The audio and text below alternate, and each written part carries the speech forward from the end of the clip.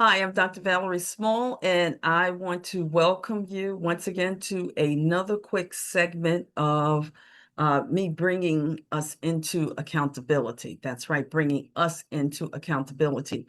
I want to speak to you real quickly about three things. The first one I want to talk about, and I spoke about this in another previous video about our habits and how our habits is forming our identity, who we are, and we consciously aware of the habits and the routines that we do on a daily basis.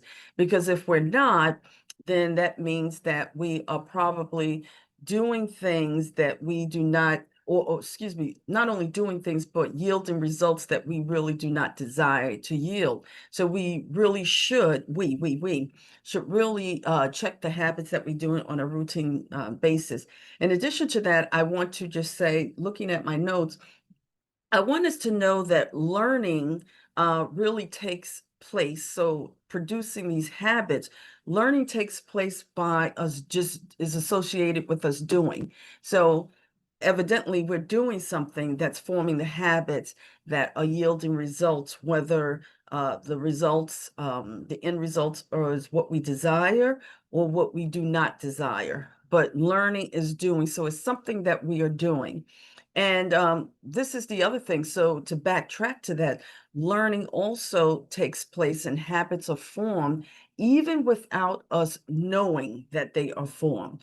So sometimes we just get in quote unquote the routine and we're just doing, not really consciously aware of what it is that we producing sometimes. So in the other video and in this video, I want us again to put on a pause and look at what it is that we're doing on a daily basis. What are our routines that have become our identity that has shaped the habits, that our habits are becoming our identity. Our identity is associated with the habits and what it is that we are doing. Now, I want to know, what is it that we should do and how should we tackle the or bring out the genius that's in us? What are we going to do to bring out that genius within us?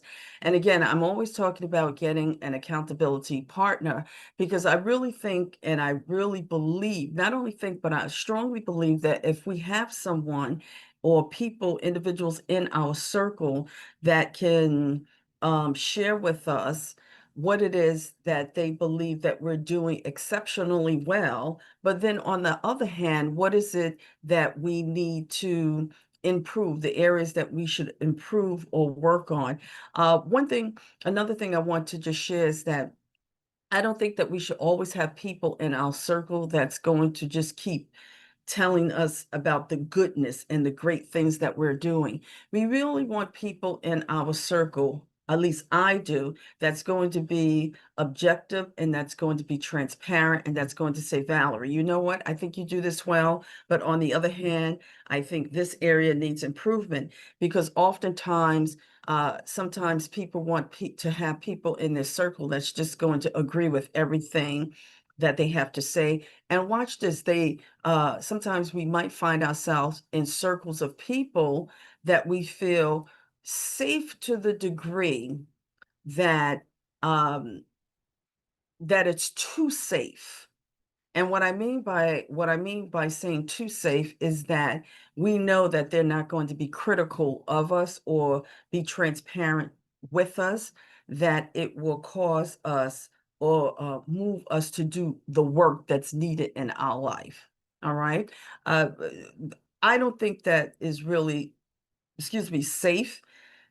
And I don't think that when we have those type of individuals in our circle, for too long that it's really going to help us in the growth process. Okay, so think about those things. Number one, um, again, habits.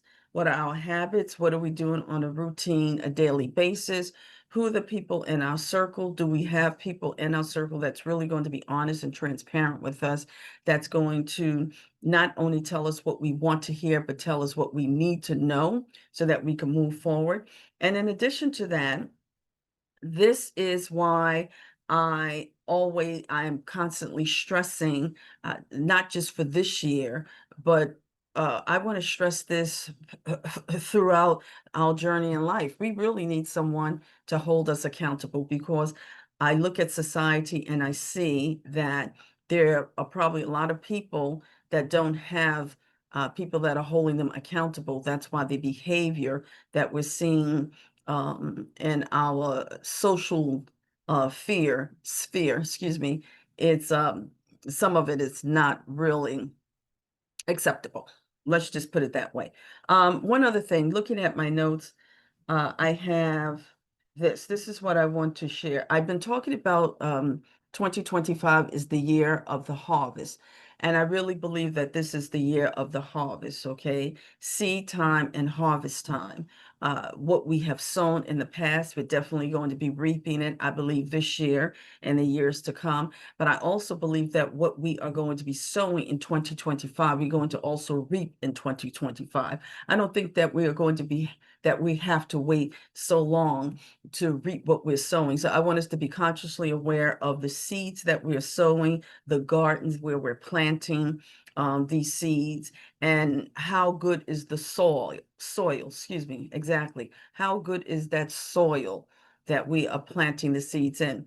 And with that being said, I'm going to include a link in this video of an Apostle Joshua Selman. He did a wonderful sermon on June 1st, talking about seed time and harvest time. And I think it really supports what I'm saying. And it's a lengthy video, about an hour and 20 minutes, but he really gets to the importance of seed time and harvest time, and how the manifestations come about. So I'm going to put his link in this video, and I really would like for you to take a look at it. It has nothing to do, I do not want you to think that I'm trying to convert you and get you to do anything that you do not desire. I want you to listen to the content, because it's very, very important, especially since you're going to keep hearing me saying that the 2025 is the year of the harvest. And I just strongly believe that it is. Um, so with that being said, I want to close out this video, and I want to say thank you again for your support. Thank you for listening to me. If you have any questions that I can probably answer for you, please send me an email. My email is always in the link as well. My telephone number is also in the link as well. And again, you have my website, drvaleriesmall.com. Why don't you consider us becoming accountability partners? Okay, accountability partners. Why don't you consider us partnering together? Excuse me, a little tongue twisted a little bit today, and see how we can move forward and move closer to our destiny. So again, I'm Dr. Valerie Small with a little bit of small advice, making things happen. Have a great day.